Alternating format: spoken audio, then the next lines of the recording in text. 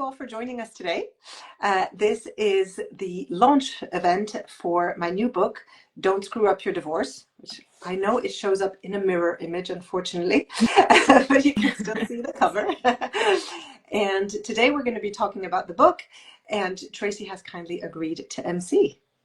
I have. Hi, everybody. Thank you for joining us today and supporting this really great project. I love the title, Don't Screw Up Your Divorce.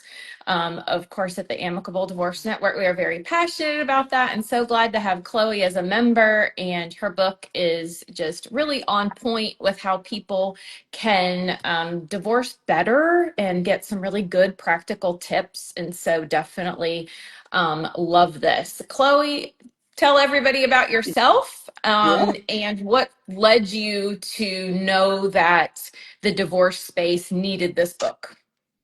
Yes, good question, actually. So I am a certified divorce coach. I'm based in London, but I work globally. I specialize in international divorce, so I really have clients all over the world. And this book really is kind of something that emerged through my practice, because I do see a lot of people who come to me in the very early stages of divorce, at that crossroads that can be really scary.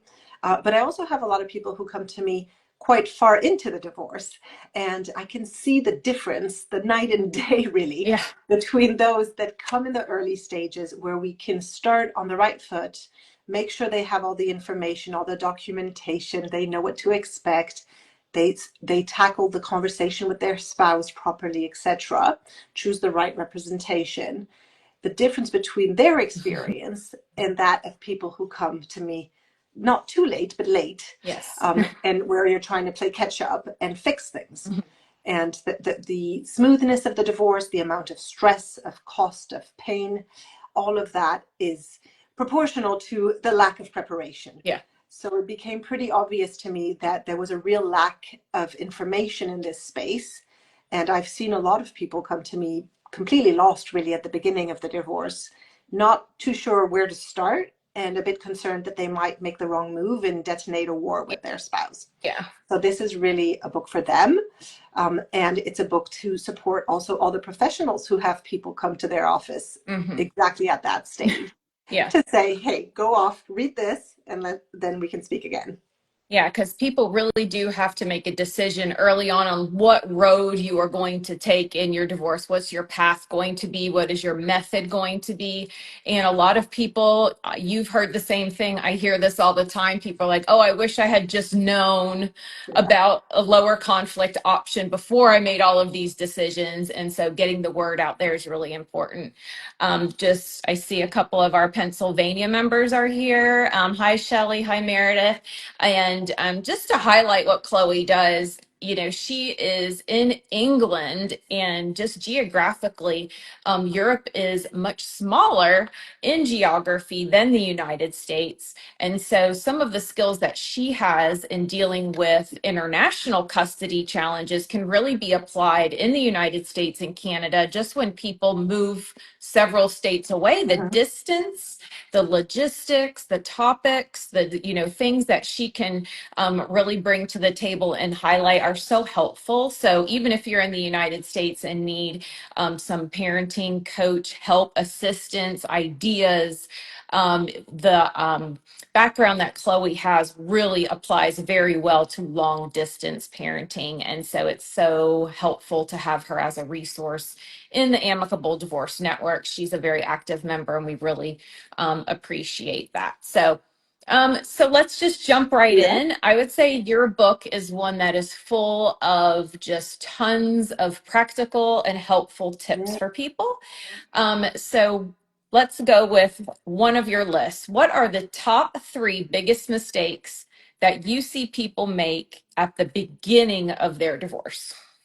Well, there's a lot, because that's what the book is all about. Yeah. Really highlighting all those mistakes. Let's pick the top 3. I know we could sit here all day and be like, mistake number 81. So I mean, the one that's pretty much obvious by the spirit of the book is the mistake that people make in jumping right into negotiations before they prepare. They usually will tell their spouse they want a divorce and then right away start talking shop and screwing things up. At that stage, they don't even know what they Yeah. have for sure.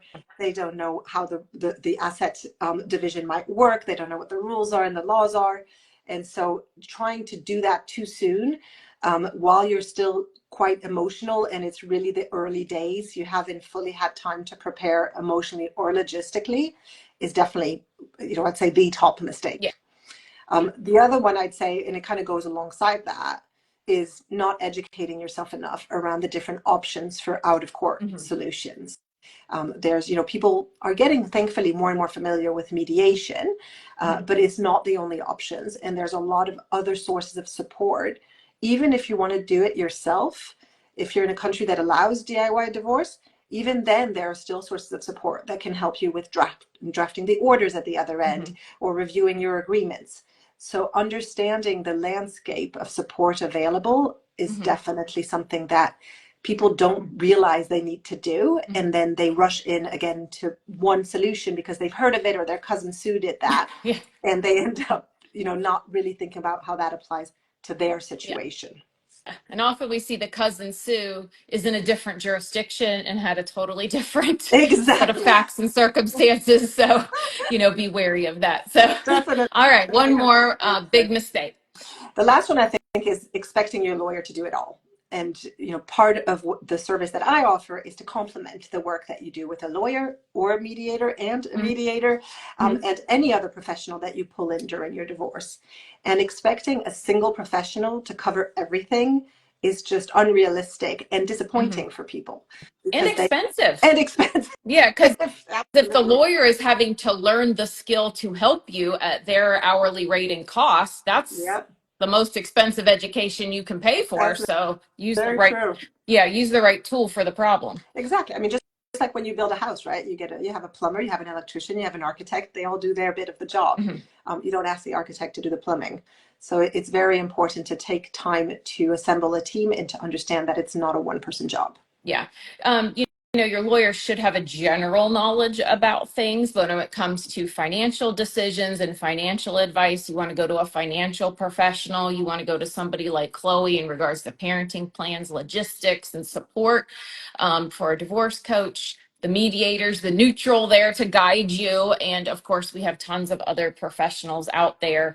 It is actually more cost effective, I would say, when people choose the right team and utilize them as opposed to piling it all on a lawyer or even a mediator to try to come up with, all of these different things, because then you're overloading this one person. And it could actually take longer because they're having to do all of the things as opposed to each person in their own time contributing their, advice and feedback and getting you further down the road. Yep. And there's a whole chapter in the book around, how do I select the right Mhm. support? And that includes emotional support. How Yeah, do you for decide sure. which friends to speak to, and who to engage in this process with Mhm. you? But especially from a professional standpoint, knowing that you can select the Mhm. professionals around you, knowing that it takes a team, understanding the role of different Mhm. professionals, and then thinking through who are the people I need given my context, Mhm. and how am I going to go about selecting Yeah, them? for sure. So one of the things that people fear the most when they're starting their divorce is just this complete uncertainty about the Yeah. cost. Yeah. And so, what are some tips that you can provide on how they can prepare financially and make some good decisions on the front end? Yeah, that's definitely one of the biggest concerns that I hear as well. And I've got a whole chapter called "Can I Afford to Divorce?" Yeah. And it covers, can I afford the divorce and can I afford to be divorced? And Mhm. there's really those two elements. With regards to affording the actual divorce process and professional support, I always tell my clients, and I work with them through this, to build a budget. Yeah. Be clear on what professionals you want, on what kind of rates they take, and I share that information with them, and build a budget and monitor that budget. So Hmm. make sure Yeah. that you're keeping track of invoices, that you know where you are, and that you can pivot your strategy if you feel that you're spending too much or too Yeah. fast, and keep a close eye on that. Yeah, one But of the also, things, we have a book coming out, and Chloe's a part of that as well. And one of the chapters that I did is also sort of about budget. But as a divorce attorney, I've been doing this 22 years, and I don't know that I have ever had a client come to me and tell me what they could afford to spend on their divorce. yeah, So I'm always at, what is your budget for this? What are your resources for this? Because your expectations need to match your budget. Yeah, If you're wanting all of these different things and, you have a small pot of money that needs to be, managed, but also be very clear with your professionals. I can afford to pay this much. Is that enough for your services? Will it last the entire time? And I think clients are very hesitant to talk money and yeah, to be firm and convey and even think about yeah, what they can afford for the process yeah. itself. Usually they know they don't want to spend a lot. Yeah. Most of them say, but they don't really know what that is. And what happens is they Mhm. get kind of pulled into this system, Yes. and then suddenly the bills are accruing, and they feel completely Hmm. overwhelmed. And then they feel like they're at a point of no return. I've spent so much, I have to keep going. Yeah. Uh, and so being clear about your budget up front is really important. Hmm. And also telling your professionals, if I'm only trying to spend this much, what is it that I can do so Yeah. that I'm not spending as much on you, and I use you for the things that I need you for. Yes. And so what are the bits that I can do? Is it drafting communications, anything like that, Hmm. that I can kind of help Organizing. reduce? Exactly, pulling documentation together. So all of those little tricks can really help with limiting the costs as well. Yeah, absolutely. I would say giving your lawyer or anybody on your team just a lump of disorganized information that they then have to put in chronological order or whatever the order is that's important for that task is just wasted money. Sometimes people are just overwhelmed. And they just want to sort of get it out of their head, but just taking some moments to, put everything together can save hundreds, if not thousands of dollars Yeah. in the process, just organizing that Yeah. information. I mean, I had a client the other day who sent me, she had typed up a summary of her history with her spouse, and it was 18 pages. It took me half an hour to read it. And then she Mhm. said, "Oh, I'm going to send it to my lawyer." I said, "Yeah, she needs to know this background, but do Mhm. you want to pay £250 for her to read this?" Yeah, Or can you exactly. do a more summarized version that Yeah, will give her the essentials? yeah. And I think people don't realize, because they're vulnerable, because they're concerned, they want support and they want to talk to people, Hmm. but they don't realize that there's a cost attached to that. Yes, telling your story in an 18-page format to multiple people adds Yeah. up, so you can easily take your story. Here's a tip. You can put it into AI, chat GPT, have it streamlined. So tell, one person the entire thing, streamline it for everybody else to get the highlights that they need. And the financial professional may not need, a lot of those details at all. And so, Absolutely. make sure that you're doing that correctly. So, you have some advice as well about jurisdictions. Well, yeah, I think, in any decision around jurisdiction, there's going to be a financial element. And so the book is applicable to anyone, anywhere, but I've peppered in some specific tips for people in international contexts because there are additional challenges that come up. Mhm. And when you're deciding which country to divorce, and if you do have the luxury of choice, Mhm. financials are going to be a big factor in that decision.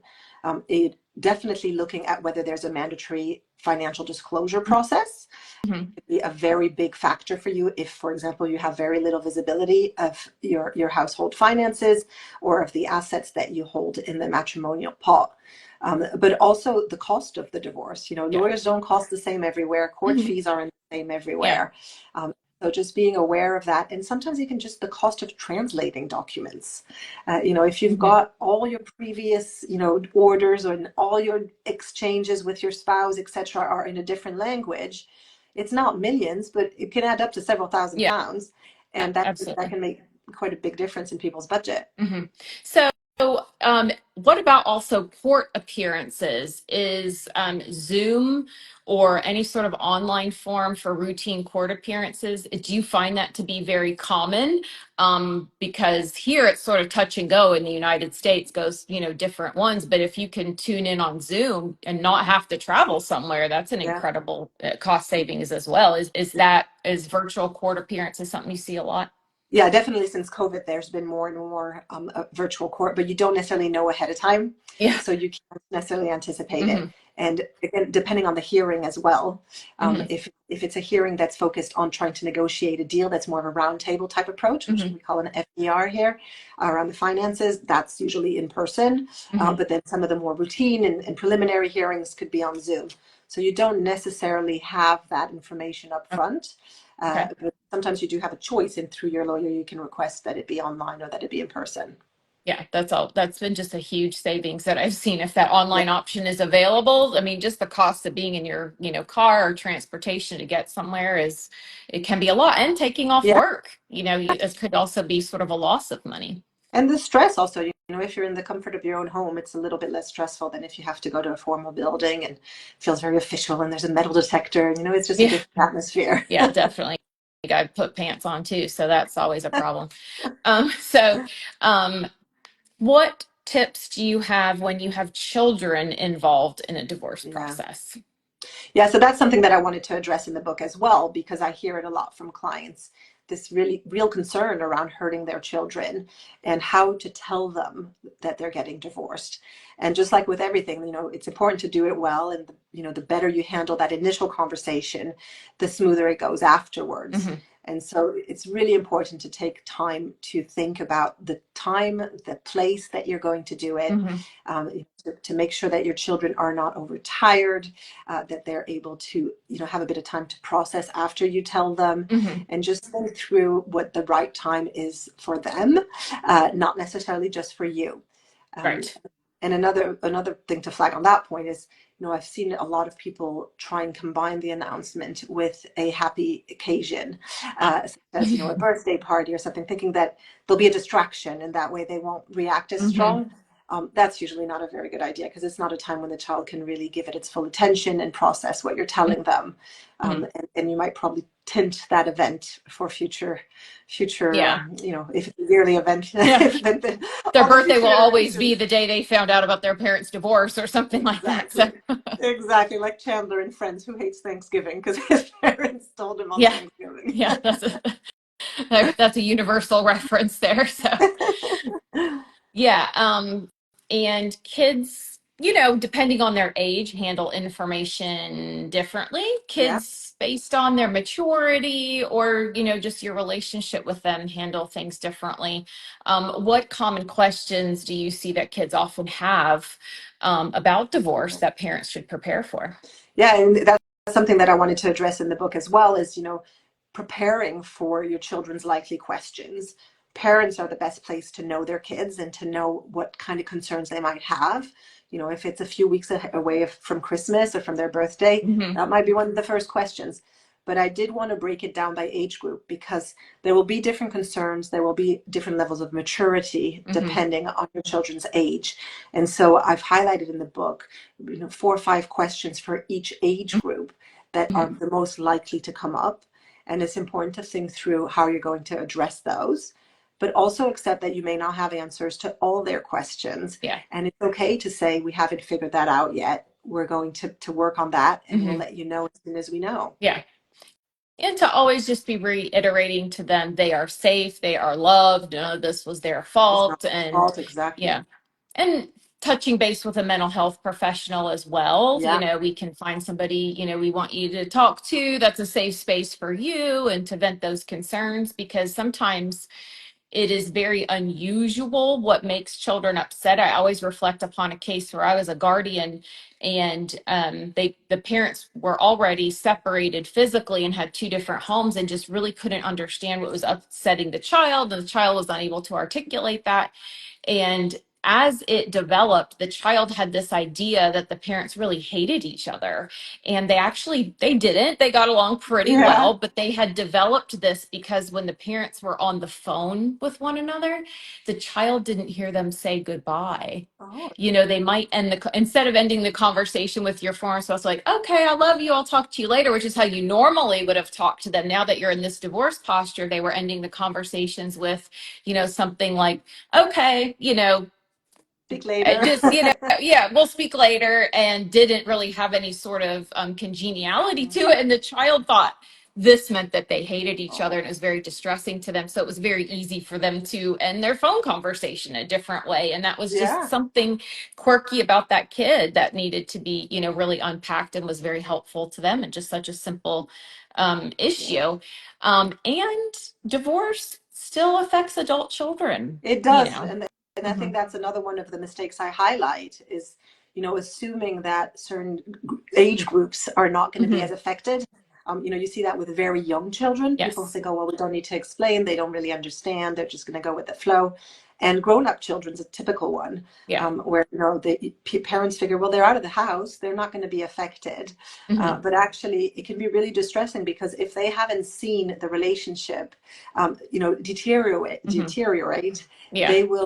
they're likely to be kind of caught off guard and very surprised by the Hmm. news, and it can be Yeah. very hurtful for them as they're starting their own romantic relationships. And Hmm. their parents may have been a role model, and suddenly it feels like this perfect marriage they thought their parents had wasn't really as perfect as they thought. Yeah. And then the other risk is Um, that they think mhm. that, that there's a risk with older children, that they suddenly feel responsible for their parents. Yeah. They thought them growing old together, and, I can move on and build my own life now. Hmm. Actually, suddenly it's kind of drawing them back into the family home, Hmm. and they feel like they have to care for their parents. Yeah. I've seen also where older children think their parents were perhaps faking Uh, it, that they were waiting for them. And I see this a lot. You probably see this as well. I have clients who are like, well, I'm waiting until the child goes to college, yeah, to divorce. We've, made that decision. And when the child learns of that, they're actually like, gosh, all these years were a fraud, and then they feel guilty. yeah, They did this for me and weren't moving on with their life. And so it really unpacks a lot of different yeah, issues. You also have, when kids are older, sometimes you have the gray divorce component, yes, that the parents are, over 50, and they need to be considerate of divorcing well, hmm, because they don't want to burden their children with having, not being able to have both grandparents yeah, at the birthday party. yeah, absolutely, And so it's something where they should consider taking your tips in the beginning about a low conflict approach and trying to preserve their relationship, so they aren't burdening their kids and yeah, having tension at the family event, hmm, because they're just are, different problems at all different ages. So exactly. yeah. Something I just wanted to point out is that you have gotten just such amazing reviews for your book as well. There's so many great professionals, and some of these names I recognize from my visits in the United Kingdom. And so that's so nice to see. A family lawyer, Amber Barwani, has said it's a must-read book for anybody looking to avoid common mistakes and stay organized. And so, if you're looking at approaching divorce, get a little information first. I think we see a lot of people make a knee-jerk reaction sometimes.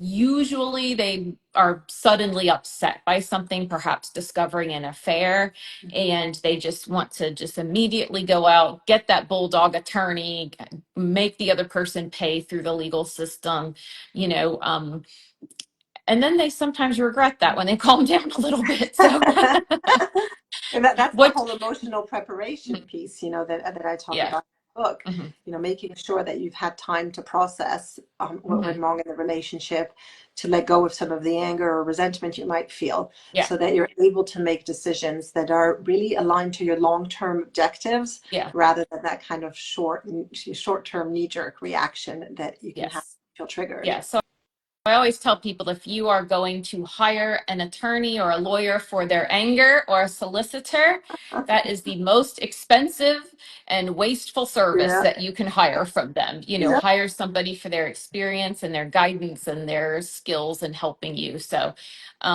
if you have a sudden incident that's causing you to move forward with divorce, maybe go have a consult with somebody, but don't make any big decisions. yes, And also don't listen to your cousin Sue from another jurisdiction. absolutely.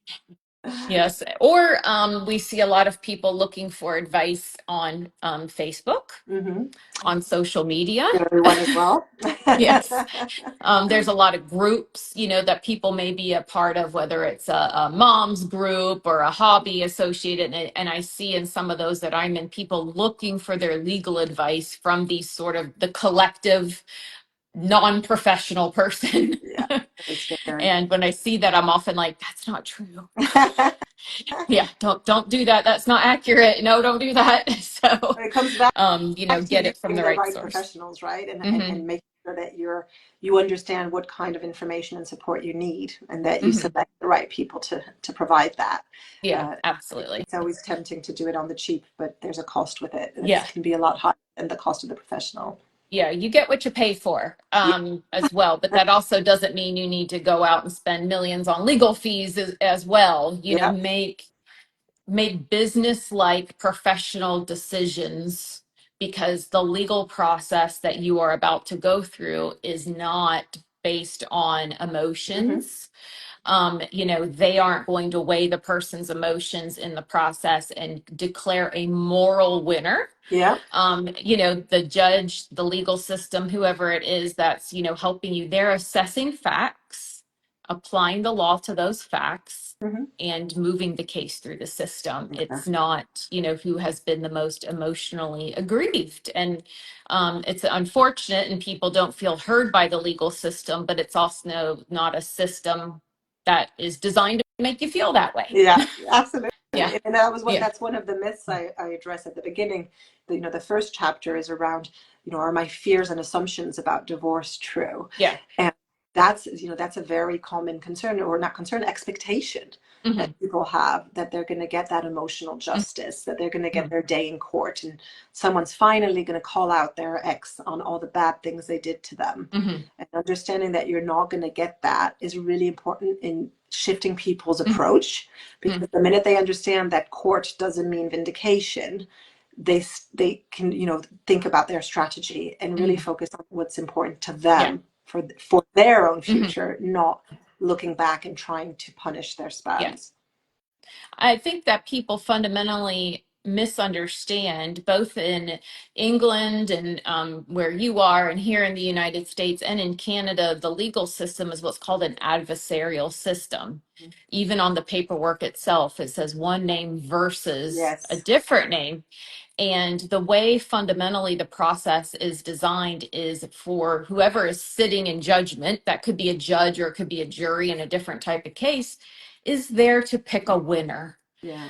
There are different systems out there in other countries in the world that are what's called an inquisitorial system, which is to find the truth. And Yes. so, they're like, bring us more information. And the judge is very involved. And I want to report on this. And I want to figure out what the truth is here and what is best.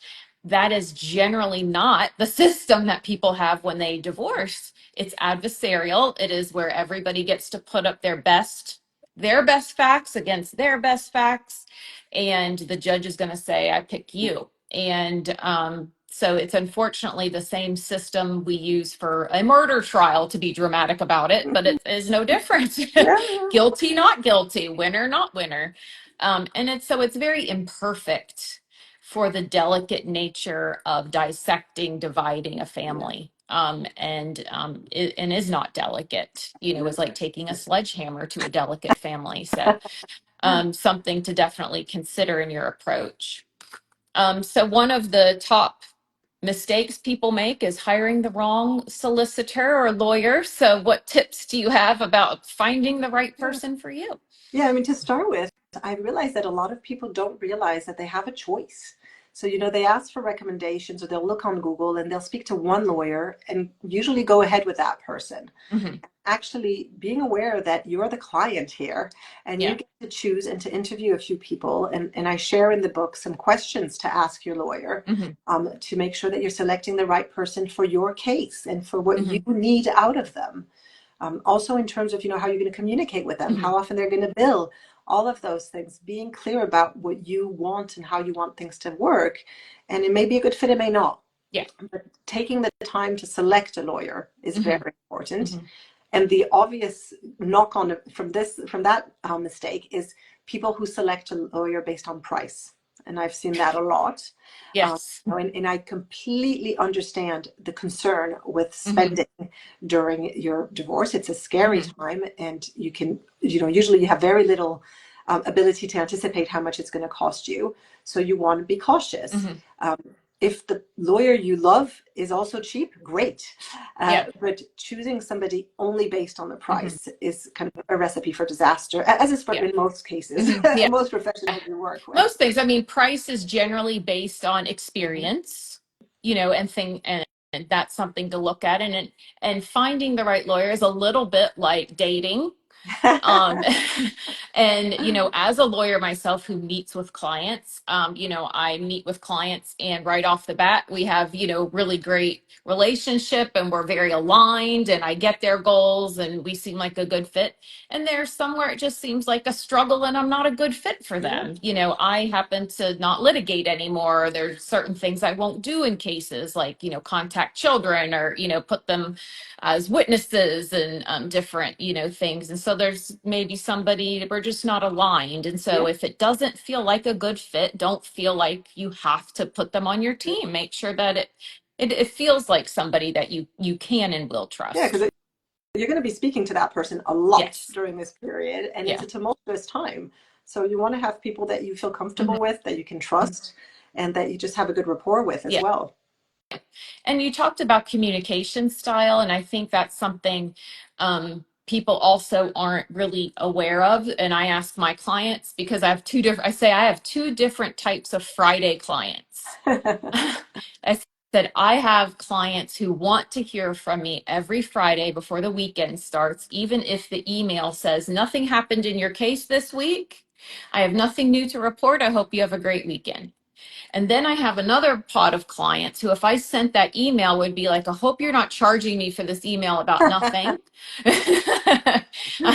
And so I always ask my clients, which are you? Yeah, that's a good Because, and question. everybody's a different type of Yeah. client, and so they're like, I never really thought about it. They'll be like, I'd like to hear from you, or no, I don't need to get an email about nothing. So it reflect a little bit about yourself as well in this, and communicate, because if Yeah. somebody's a client that does want to hear nothing happened, they're going to be upset with their professional who isn't sending that Yeah. communication. So you have the ability to say, I'd really like to hear more from you, or what it is I need to do. And that can really help your relationship with your team as well, to be Yeah. candid about what your needs are. And also be clear about the response time. Yes. That complaint I hear a lot from clients. Oh, I wrote to my lawyer last night and they still haven't answered. Yeah. And because for the client in that time span, it's really worrying. There may be a big event that happened and they're Hmm. really panicked.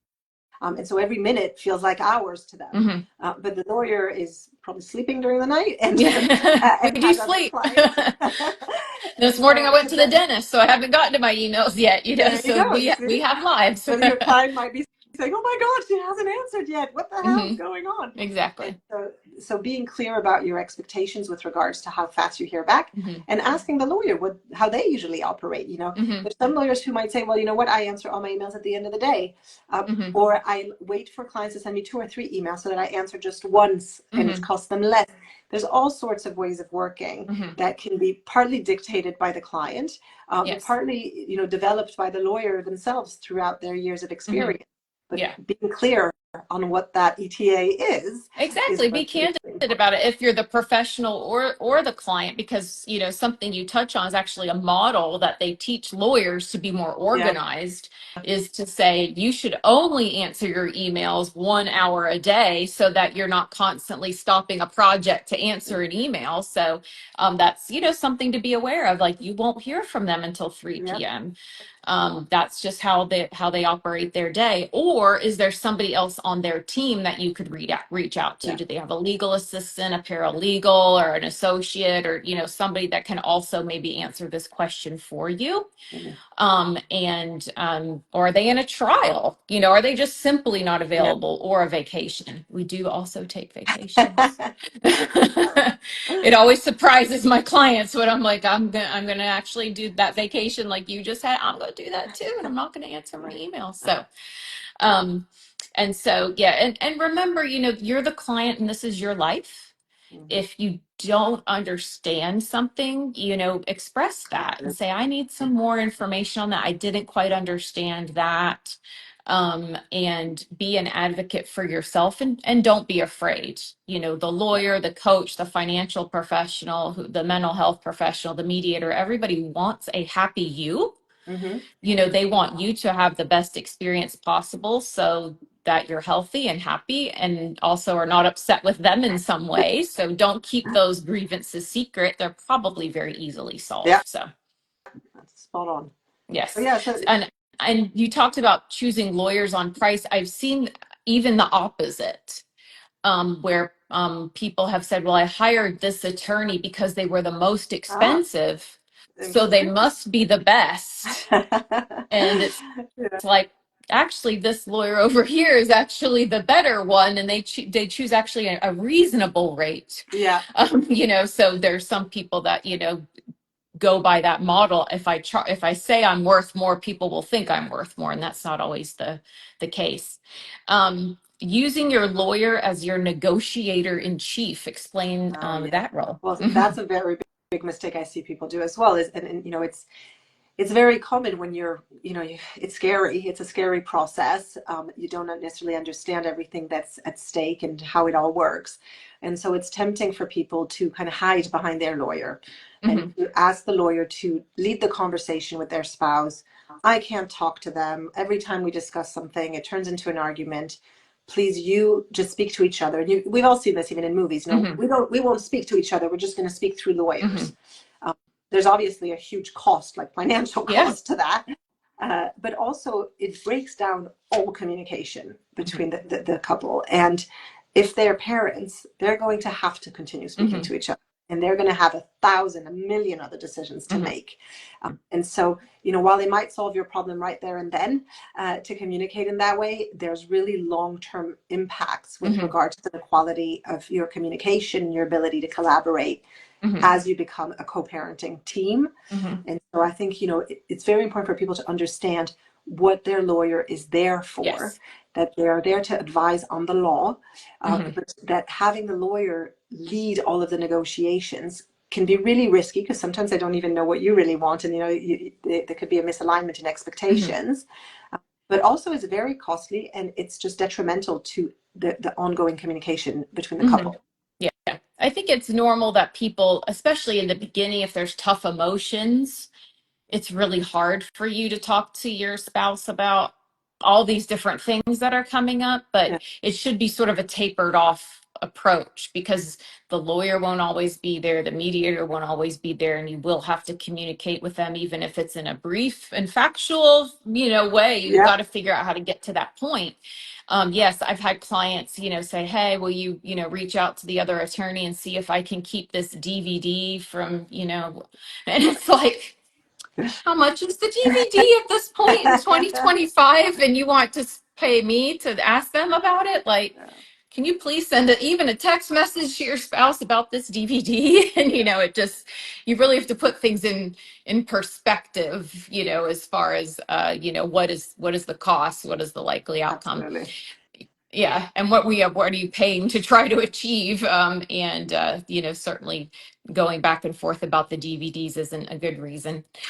If any of you guys are watching and you have any questions, do know you're just absolutely welcome to put those in the chat for Chloe, and she will answer those.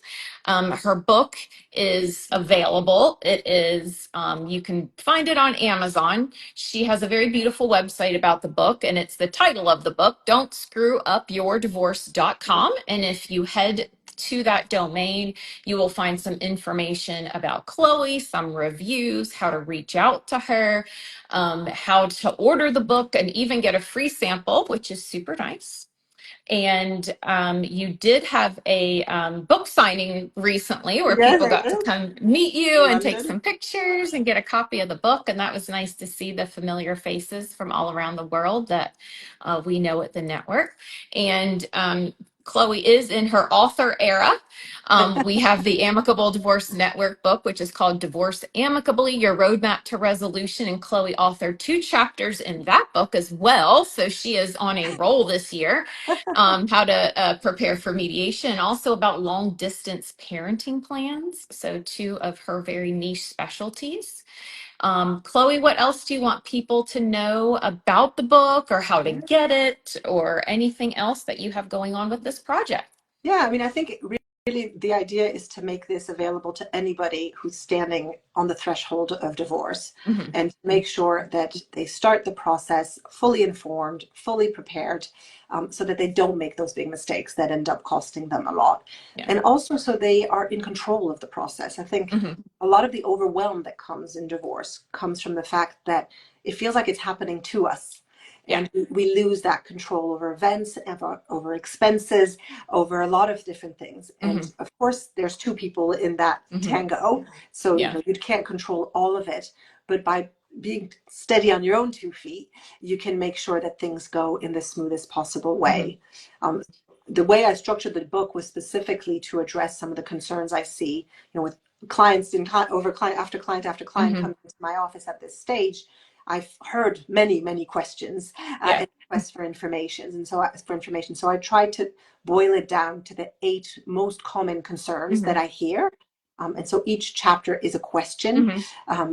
Can I afford to divorce? What kind of Yeah. support do I need, etc.? How do I tell my spouse? Hmm. And the idea is that you can pick up the book, read that Hmm. chapter, put it back down. It's not, a novel that you read cover to cover. You Hmm. you pick it up and look at the different bits, and it's very airy. The layout is very spaced out. There's Hmm. boxes. It's really built so that it's very easy to access. Hmm. It doesn't feel Hmm. overwhelming. There's, oh my God, 800 pages of content Yeah. to read through. Uh, people can actually that's my mother Yeah. putting a super quote that's at the beginning of the book. That's uh, very nice. so yes, just making sure that you take the time to prepare Hmm. properly, Hmm. and that you have all that information without adding to the overwhelm, which was Yes. really what was key here, Hmm. to make it succinct, to make it clear, and to allow people to just pick it up as it when they need it. I think it's also a good guide for professionals because we are generally experts in like this one little area. We might get a question about something else. So it's a very good guide to have on your shelf to be like, I'm not quite sure. And, figure out the answer to that question or, give the book to the client if they're in that space. Because often when people are preparing for divorce or thinking about it, they often don't go to somebody like you first or a lawyer first. Sometimes they're going to a financial person, Mhm. like, how can I afford to get divorced, or what's going to happen to these assets, or a different professional. So Yeah. often, we find that they are asking these questions to people who don't know the answer and shouldn't. That's not their expertise. So it's a good book to have to be able to also elevate your advice that you can give to people. Yeah, and I wanted to address all the different dimensions, of how do you prepare financially, the Hmm. logistics of preparing, what documents do I need to pull together, all Yeah. of that. But also setting expectations, making sure that people enter the process with the right mindset, Hmm. and dealing with some very practical matters. Yeah. Like what are my options with regards to the house, the Yeah. family home? How can we deal with that? What should I Hmm. be aware of with pensions? What kind of Yeah. professionals can advise me on this or that? And how do I speak to those around me and make sure that they are showing up as what I need them to be during Yeah. this experience I'm Yeah. going through.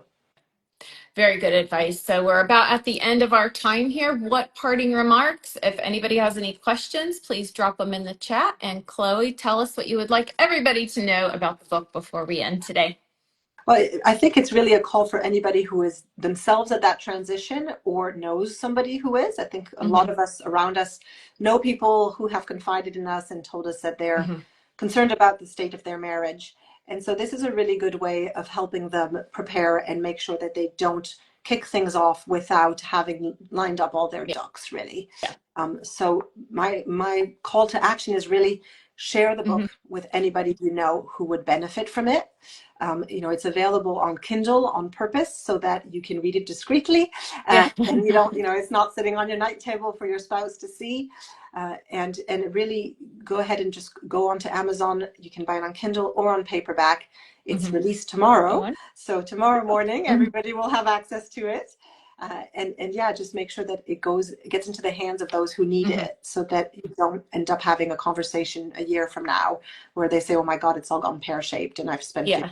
grand." Yeah, often we hear, I wish I had known this sooner. Yep, And so, if somebody's coming to you with these concerns, this is a great resource to have available to help them, because rarely does a marriage dissolve in one day. It's normally just such a long process. I also see, Chloe, on your website here that you are giving 20% off coaching sessions when somebody yep, buys a book. yes. So that The just voucher in gonna, the I hope book I hope with I'm the not reading code. that wrong and giving away things, but that is a bonus as well to getting the book. Absolutely. Now, It's really good. So thank you everybody for tuning in today and for learning more about this. The book is Don't Screw Up Your Divorce, and you can get it tomorrow on Amazon and learn more about it at don'tscrewupyourdivorce.com. Chloe, thank you for everything that you do as always. Meredith's getting a copy. Thank you, Meredith. And we really appreciate it. Thanks so much, Tracy. All right. Thanks, everybody. Have a good Thank you, day. everybody. Bye.